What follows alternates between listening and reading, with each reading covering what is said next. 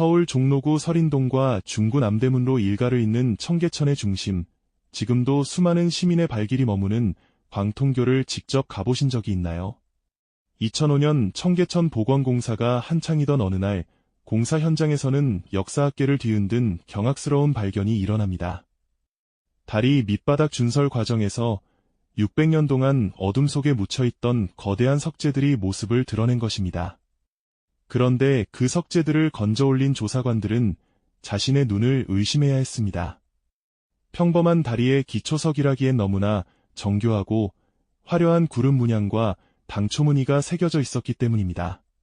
더욱 기이한 점은 이 귀한 조각들이 하늘을 향하지 못하고 마치 누군가에게 강제로 뜯겨나온 듯 거꾸로 뒤집힌 채 다리의 바닥과 기둥을 형벌처럼 떠받치고 있었다는 사실입니다. 고고학적 분석 결과 이 석재들의 정체는 조선 최초의 왕비 신덕왕후 강씨의 원래 무덤이었던 정릉을 장식하던 병풍석들이었습니다.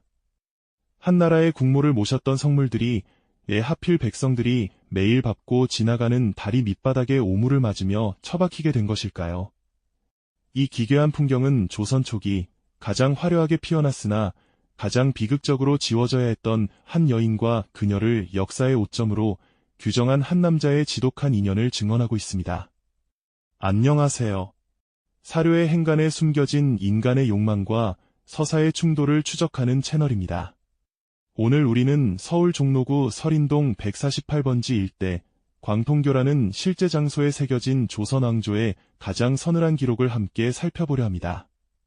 태종 이방원은 신덕왕후가 세상을 떠난 지 13년이 흐른 뒤 도성 안에 있던 그녀의 거대한 능침을 파헤쳐 성 밖으로 내던졌습니다. 그리고 1410년 큰 비로 인해 광통교가 흙다리에서 돌다리로 교체될 때 그는 정릉의 핵심 석재들을 가져와 다리 기둥으로 쓰게 했습니다. 당시 이방원의 명령은 단호했습니다. 모든 백성이 밟고 지나가게 하여 그녀의 넋을 누르게 하라. 이것은 단순한 감정의 폭발이었을까요? 아니면 우리가 모르는 또 다른 국가적 차원의 결단이 있었던 걸까요? 오늘 우리는 비난이나 편견을 내려놓고 당시의 사료와 광통교에 남겨진 고고학적 흔적을 통해 두 사람의 선택이 어떻게 조선의 물줄기를 바꾸어 놓았는지 차분히 추적해 보려 합니다. 이 비극의 전말을 끝까지 함께 따라가 보신다면 우리가 알던 이방원과 신덕왕후의 모습 뒤에 숨겨진 또 다른 진실을 마주하게 되실 겁니다. 우리가 흔히 냉혹한 인물로 기억하는 이방원에게도 신덕왕후 강씨는 한때 가장 든든한 보호자이자 어머니였습니다. 고려 말 변방의 무장이었던 이성계가 개경의 권력 중심부로 진입할 수 있었던 것은 명문가 출신이었던 강씨의 막강한 배경 덕분이었습니다. 사료는 그녀를 지혜롭고 결단력이 뛰어날 뿐 아니라 태조의 대업을 도운 결정적인 조력자라 기록합니다. 특히 위화도 회군 당시 개경의 인질로 갇혀있던 이방원을 비롯한 자식들을 기민하게 탈출시켜 목숨을 구한 인물도 바로 그녀였습니다. 이방원 역시 과거에 급제하며 정계에 입문할 때 계모인 강씨 가문의 네트워크를 적극적으로 활용했습니다. 두 사람은 조선이라는 거대한 국가를 함께 그려나가던 완벽한 파트너처럼 보였습니다. 하지만 조선이 건국되고 그 권력의 중심이 누가 될 것인가를 결정해야 하는 순간 이들의 따뜻했던 신뢰는 가장 날카로운 칼날로 변해 서로를 겨누게 됩니다. 이 비극의 서막은 바로 세자책봉이라는 단 한 번의 결단에서 시작되었습니다. 태조 이성계는 개국공신이자 장성한 아들들을 제쳐두고 신덕왕후의 막내 아들인 방석을 세자로 지목합니다. 사료 태조실록에는 강씨가 눈물을 흘리며 태조에게 간청하여 자신의 아들을 후계자로 삼았다는 기록이 남아있습니다. 이방원의 입장에서는 이것은 단순한 소외가 아니라 자신이 흘린 피와 공적을 송두리째 부정당하는 사건이었습니다. 정도전과 손을 잡고 새로운 권력의 질서를 설계하던 신덕왕후는 이제 이방원에게 자애로운 어머니가 아닌 자신의 생존과 미래를 가로막는 가장 위험한 정적으로 다가왔습니다. 권력의 속성은 이토록 비정해서 어제의 은인이 오늘의 가장 위험한 적이 되는 순간을 우리는 이들의 기록을 통해 생생하게 목격하게 됩니다. 고고학적으로 재구성된 당시의 정릉은 현재의 덕수궁과 정동 영국 대사관 일대를 아우르는 엄청난 규모였습니다. 태조 이성계는 사랑했던 그녀를 곁에 두기 위해 도성 안 최고의 명당에 거대한 능력을 조성했고 매일 밤 그곳에서 들려오는 원찰의 종소리를 들으며 그리움을 달랬습니다. 하지만 도성 한복판에 우뚝 솟은 그 화려한 능침은 이방원에게는 매일같이 마주해야 하는 패배의 기록이자 부당한 권력 승계의 상징이었습니다. 이방원은 훗날 왕위에 오른 뒤 이 상징물을 해체하는 것으로 자신의 정당성을 다시 세우려 했습니다. 그것은 죽은 자에 대한 사적인 복수를 넘어 자신이 생각하는 조선의 기강을 회복하려는 고독하고도 치밀한 국가관리의 절차였습니다.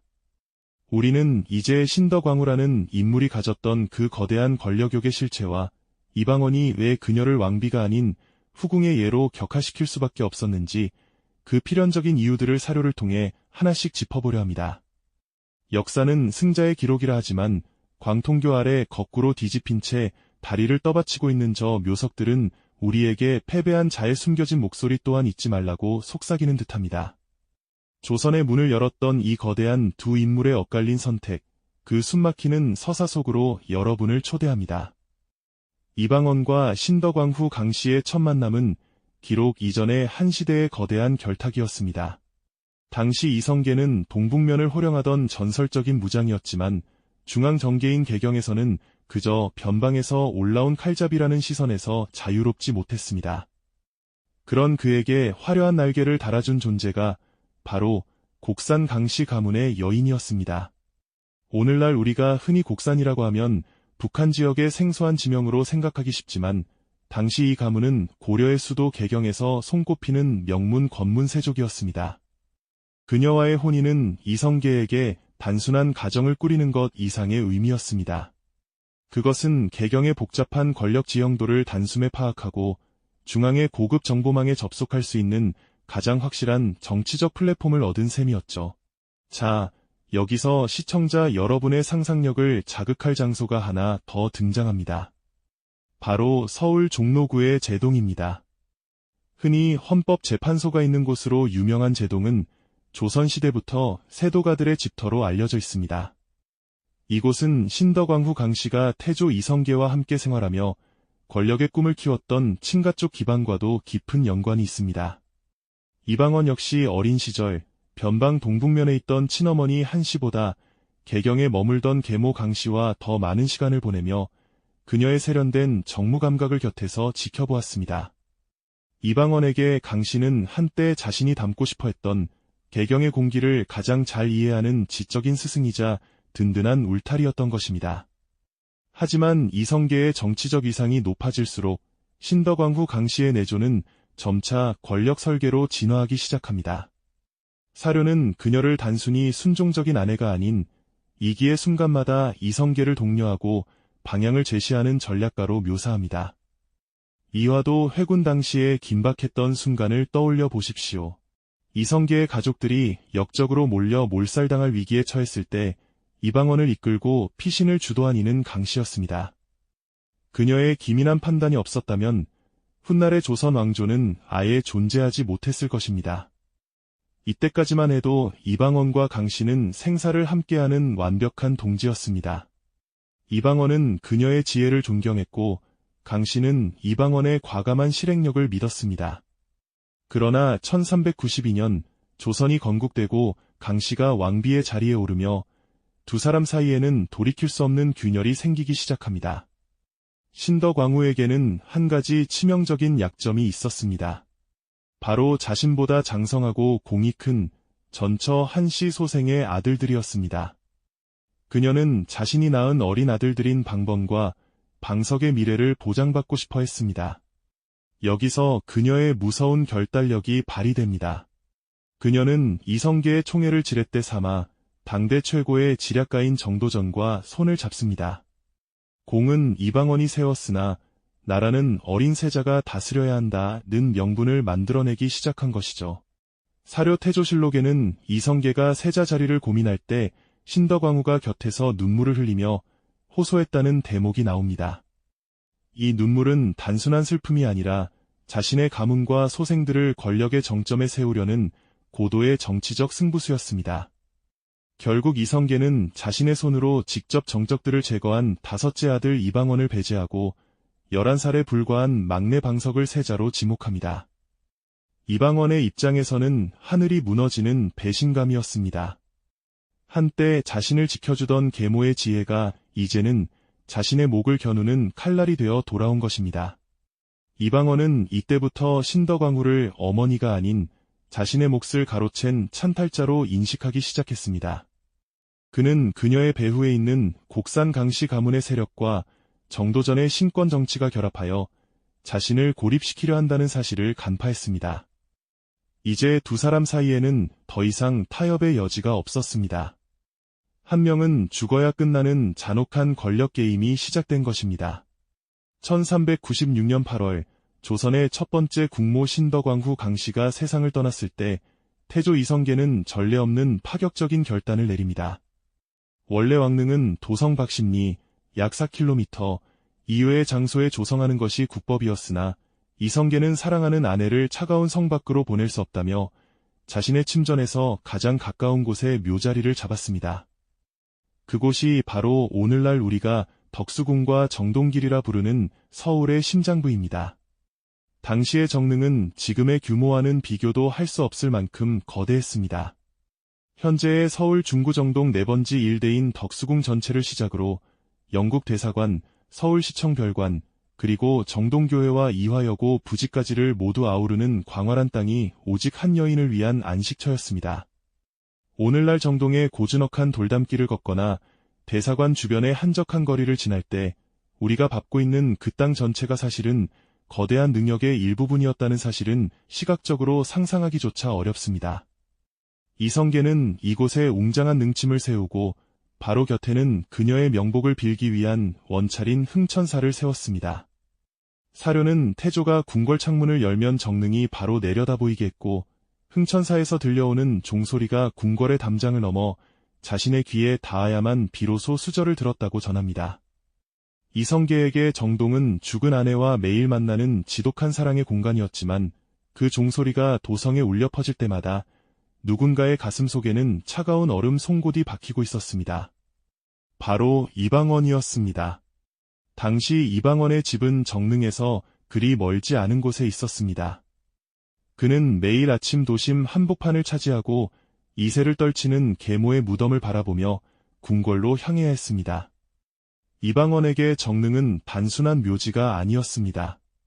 자신의 친어머니인 신의왕후 한씨는 조선 건국 직전에 세상을 떠났다는 이유로 도성에서 멀리 떨어진 개성의 재릉에 쓸쓸히 묻혀 있었지만 계모 강씨는 죽어서도 국왕의 곁에서 화려한 조명을 받으며 도성의 노른자위 땅을 통째로 점령하고 있었기 때문입니다. 고고학적 추정에 따르면 당시 정릉은 화려한 병풍석과 난간석으로 둘러싸여 있었고 밤이면 수많은 석 등의 불빛이 도성을 비쳤습니다. 이방원에게 그 불빛은 자신이 흘린 피의 대가를 가로챈 자들의 승전고와도 같았습니다. 이방원의 침묵은 이 거대한 성역 앞에서 더욱 깊어졌습니다. 그는 정릉의 규모가 커지고 흥천사의 사세가 확장될수록 자신이 세워야 할 조선에서 이 정동의 거대 흔적을 어떻게 지워낼지 치밀하게 구상했습니다. 사료 속에서 이방원은 아버지가 슬퍼하는 동안 효자의 도리를 다하며 함께 눈물을 흘렸으나 그 눈물 뒤에는 시스템의 오류를 바로잡겠다는 서늘한 계산이 깔려 있었습니다. 그는 도성 안명당을 무덤이 차지하고 있는 이 기형적인 구조가 결국 왕조의 권위를 사유화한 결과라고 판단했습니다. 정동의 흙먼지가 날릴 때마다 그리고 원찰의 종소리가 정궁인 경복궁까지 울려 퍼질 때마다 이방원은 칼을 가는 대신 붓을 들어 훗날 이 모든 조형물을 물리적으로 해체할 명분을 하나하나 기록해 나갔습니다. 이제 우리는 이방원이 태종으로 즉위한 뒤 10여 년을 참아온 그 무거운 침묵을 깨고 어떻게 이 거대한 성역을 난도질하듯 해체했는지 그 구체적인 과정을 들여다봐야 합니다. 그는 단순히 무덤을 옮기는 것에 그치지 않았습니다. 그는 정동이라는 공간에서 신덕왕후라는 존재가 가졌던 모든 권위와 상징을 뿌리째 뽑아내어 가장 낮은 곳으로 추락시키려 했습니다.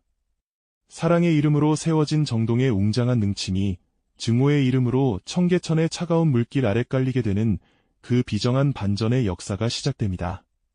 태종 이방원이 즉위하고 10여 년의 세월이 흐른 1409년, 마침내 그는 오랫동안 품어온 계획을 실행에 옮깁니다. 아버지가 세상을 떠나자마자 기다렸다는 듯이 정릉의 운명을 결정지은 것이죠. 당시 이방원이 내세운 표면적인 이유는 명확했습니다. 도성 안에 무덤이 있는 것은 예법에 어긋나며 도성이 좁아 백성들이 집을 지을 땅이 부족하다는 논리였습니다. 하지만 이는 사실상의 추방이었습니다. 그는 정릉을 지금의 서울 성북구 정릉동 산골짜기로 옮기도록 명령합니다. 당시로서는 도성에서 까마득히 멀리 떨어진 거친 숲속으로 신덕왕후의 안식처를 밀어내 버린 것입니다. 여기서 이방원의 비정한 결단은 멈추지 않았습니다.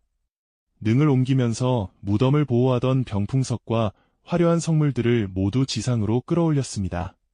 그리고 그해 여름, 큰 비로 청계천의 흙다리가 떠내려가자 그는 놀라운 지시를 내립니다.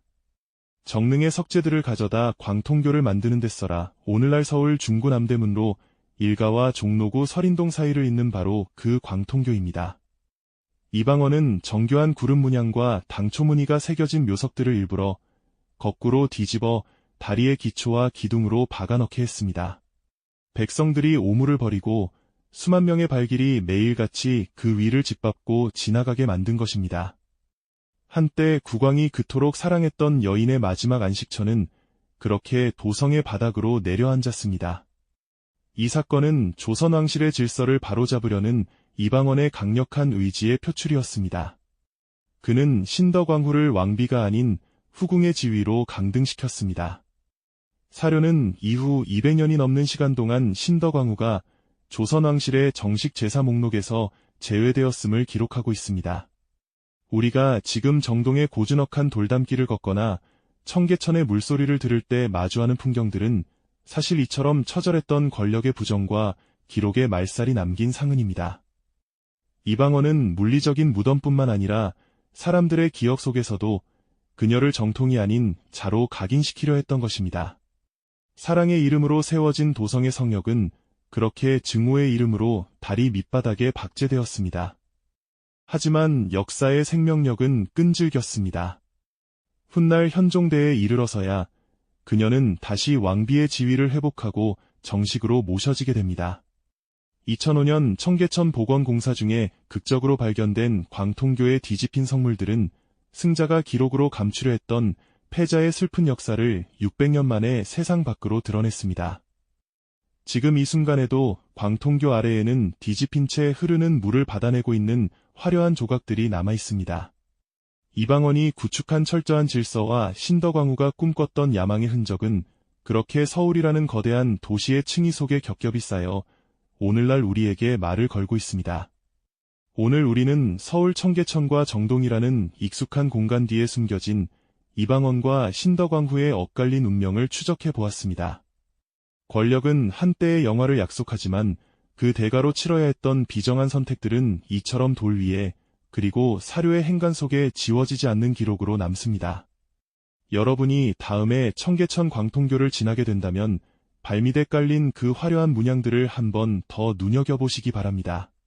그것은 단순한 돌덩이가 아니라 조선이라는 국가의 기틀을 세우기 위해 누군가가 감내해야 했던 역사의 비명이니까요.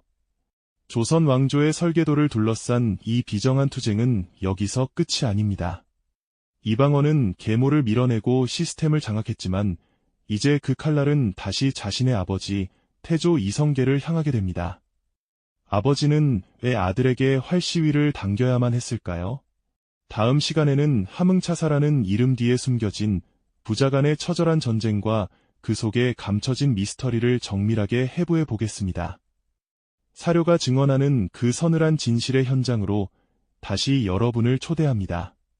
오늘 이야기가 유익하셨다면 구독과 좋아요로 이 여정에 함께해 주시기 바랍니다. 다음 시간에 뵙겠습니다. 역사는 흐릅니다. 감사합니다.